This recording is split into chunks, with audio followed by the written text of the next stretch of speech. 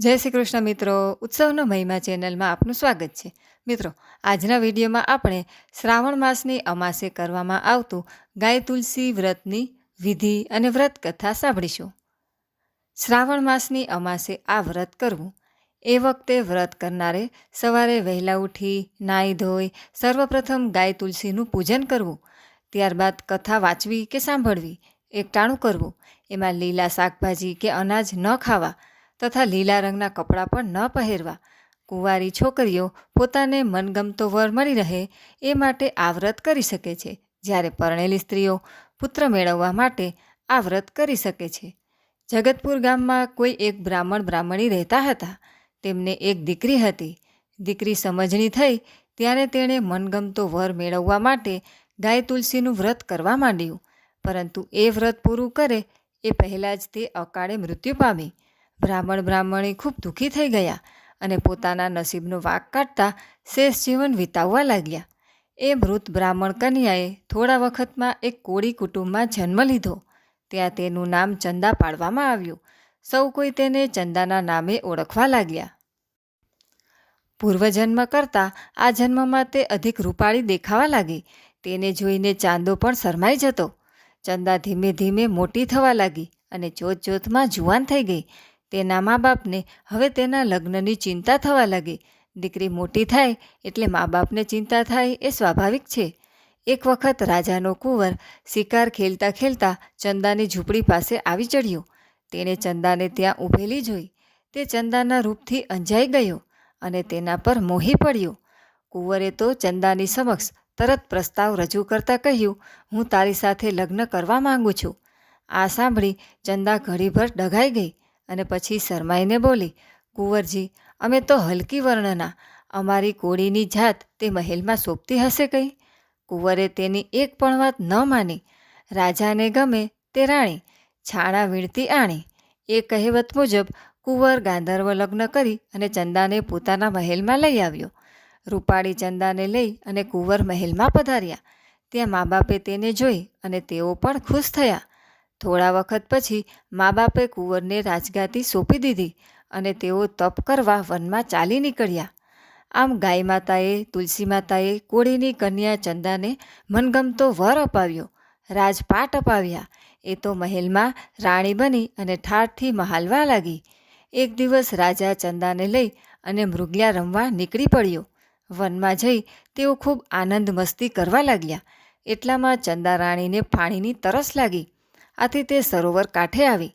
ત્યાં કેટલીક સ્ત્રીઓ ગાય તુલસીનું વ્રત કરી રહી હતી.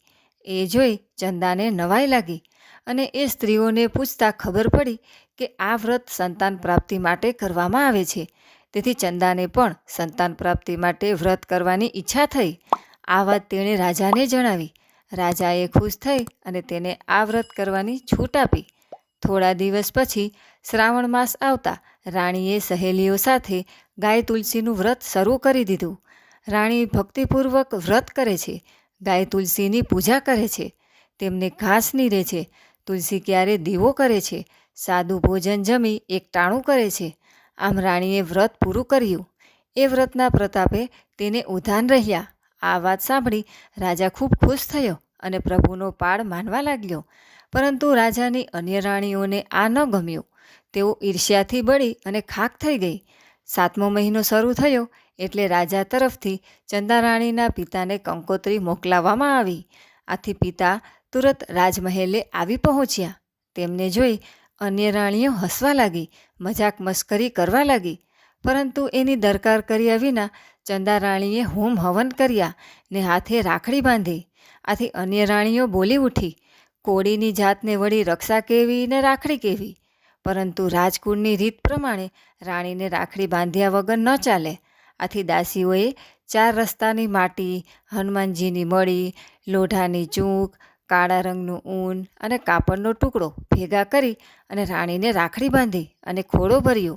આ જોઈ અન્ય રાણીઓ બોલી ઉઠી, કોળીની છોકરીને વળી ખોળાશા અને ઓળાશા. તેમ છતાં રાજકુળની રીત પ્રમાણે ચંદા રાણીનો ખોળો ભરાયો. તેમાં લીલું નાળિયેર, મગ અને શુકરની કેટલીક સોનામહોરો મૂકી અને વાજતે ગાજતે ચંદા રાણીને એને પિયર કોળીવાસમાં સુવાવડ માટે મોકલી આપવામાં આવી. પૂરા 9 માસે ચંદારાણીએ પુત્ર રત્નને જન્મ આપ્યો. તેની વધાઈ રૂપે રાજાને ફૂલનો દડો મોકલાવ્યો. એ જોઈ રાજા ઘણો ખુશ થયો અને અન્ય રાણીઓ તો બળીને ખાખ થઈ ગઈ, કારણ એમાંની એકેય રાણીએ દીકરો કે દીકરી કશું જ જણ્યા ન હતા. એ બધી વાંજણીઓ હતી. પૂરા સમયે ચંદા પોતાના ચાંદ જેવા પુત્રને લઈ અને મહેલમાં આવી. તેણે પોતાના પુત્રનું નામ ચંદ્રમૌલી પાડ્યું. ચંદ્રમૌલી ધીરે ધીરે મોટો થવા લાગ્યો. તેને જોઈ રાણીઓને ખૂબ ઈર્ષ્યા થતી. આથી તેમણે બધાએ ભેગા મળીને રાજકુંવર ચંદ્રમૌલીને મારી નાખવા એક કાવતરું ઘડી કાઢ્યું. એ કાવતરા મુજબ ચંદ્રમૌલી જ્યારે પલંગમાં એકલો સૂતો હતો ત્યારે દાસી મારફત છાનામાના એને ઉઠાવી લીધો અને દૂર એક ઉકરડામાં ફેંકી દીધો. બાળક તો ગબડતો ગબડતો પીપળના વૃક્ષ નીચે જઈ પડ્યો અને રડવા લાગ્યો. એ વખતે ત્યાં એક સુથારની દીકરી પીપળાની પૂજા કરવા આવી ચડી હતી. તેણે બાળકના રડવાનો અવાજ સાંભળ્યો. તેની નજીક જઈને જોયું તો રૂપરૂપના અંબાર જેવો છોકરો રડતો હતો. આ છોકરીને એકેય ભાઈ ન હતો, તેથી આ છોકરાને ભાઈ બનાવવા તેને મન થયું. આથી તેણે એ છોકરાને ઉંચકી લીધો. પરંતુ એમ કંઈ કોઈને પૂછ્યા વગર કોઈના છોકરાને લઈ અને ચાલતા ન થવાય તો શું કરવું, કોને પૂછવું? એટલામાં કોઈ છે તો નહીં. છોકરી વિમાસણમાં પડી. એટલામાં સામેથી એક ગાય આવી. છોકરીએ ગાયને પૂછ્યું, ગાય માતા, આ ભાઈ કોનો? ગાયે કહ્યું, જે રમાડે વહાલ કરે એનો. છોકરી કહે, હું એને રમાડીશ, વાલ કરીશ, વારું તો પછી તું જ એને લઈ જા. આજથી એ તારો ભાઈ. ગાય માતાએ કહ્યું. ત્યાં સુધીમાં રાજકુમાર શાંત થઈ ગયો અને પેલી છોકરી સાથે હસવા લાગ્યો, રમવા લાગ્યો. છોકરી ભાઈને લઈ અને ઘેર આવી અને એના માતા પિતાને સઘળી વાત જણાવી. માતા પિતા પણ એની વાત સાંભળી અને ખૂબ ખુશ થયા અને ગાય માતાએ જ એને ભાઈ આપ્યો એમ માની રાજકુંવરને પોતાની પાસે રાખી લીધો. રાજકુંવર હવે પોતાની કાલી ઘેલી ભાષામાં કાકા બાપા બોલતા શીખી ગયો હતો. તેણે સુથારને કહ્યું, બાપા, મને એક ઘોડો બનાવી દ્યો ને. સુથારે રાજી થઈ તેને લાકડાનો ઘોડો બનાવી આપ્યો.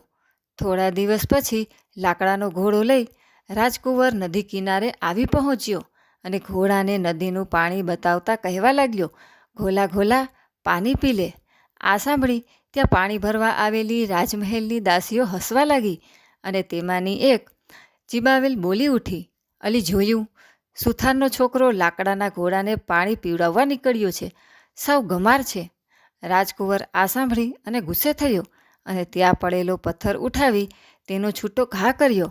આથી દાસીનું કપાટ ફૂટી ગયું અને એમાંથી લોહી વહેવા લાગ્યું. આ જોઈ અન્ય દાસીઓ ગભરાઈ રાજકુંવરને ત્યાંથી ઉઠાવી લઈ અને મહેલમાં લઈ ગઈ. દાસીઓએ ચંદારાણીને સઘળી વાત કરી. આથી તે એ છોકરા પર ખૂબ ગુસ્સે થઈ ગઈ અને તેને પોતાની સમક્ષ હાજર કરવા કહ્યું. દાસી છોકરાને લઈ અને આવી પહોંચી. છોકરાએ રાણીને જોઈ અને રાણીએ છોકરાને જોયો.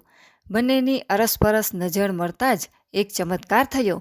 રાણીના બંને સ્તનમાં દૂધની શેરો ફૂટવા માંડી. રાજકુંવર ચંદ્રમૌલી દાસીઓના હાથમાંથી એક ઝાટકે છૂટી અને રાણીને વળગી પડ્યો અને બોલી ઉઠ્યો, માં. માએ દીકરાને ઓળખ્યો અને દીકરાએ માને ઓળખી. એ પછી સુથારની છોકરીને બોલાવી અને સઘળી વાત પૂછી. ત્યારે જાણવા મળ્યું કે ઈર્ષ્યાળુ રાણીઓએ કુંવરને ઉકરડે ફેંકી દીધો હતો. આથી રાજા તેમના પર ખૂબ ગુસ્સે થઈ ગયો અને તેમને દેહાંત દંડની સજા આપવા તૈયાર થયો. પરંતુ ચંદારાણીની વિનવણીથી રાજાએ સૌને માફી આપી. રાણીઓ ચંદારાણીની ઉદારતા જોઈ અને પીગળી ગઈ અને માફી માંગવા લાગી.